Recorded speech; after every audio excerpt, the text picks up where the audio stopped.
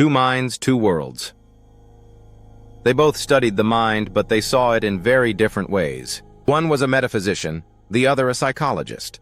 They'd often sit across from each other, coffee cups in hand, engaged in deep conversations that could last for hours.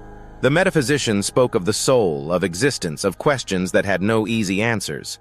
He was fascinated by the unseen, the intangible, things like the nature of reality, the essence of consciousness, and the mysteries that lay beyond the physical world.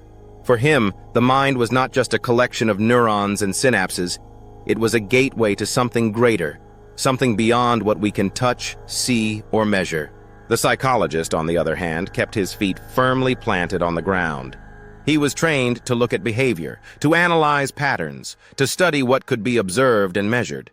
For him, the mind was a puzzle, one that could be understood through careful study, data, and scientific methods. He believed in therapy, in helping people navigate their struggles by understanding how the brain works, how thoughts and emotions intertwine. It wasn't that one was right and the other was wrong. No, it was that they were asking different questions.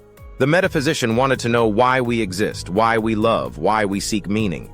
The psychologist wanted to know how our thoughts shape our actions, how our past affects our present, how we can find peace in a world full of chaos. One searched for the truth that lay beyond the surface. The other searched for the truth within it.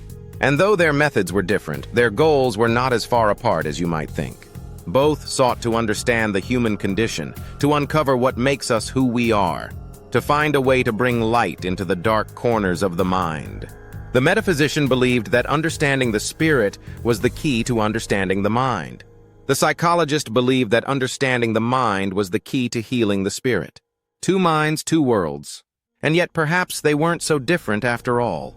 Because at the heart of their work was the same quest: to understand, to heal, to make sense of the mysteries that lie within each of us. And that, my friends, is a story that's older than time itself.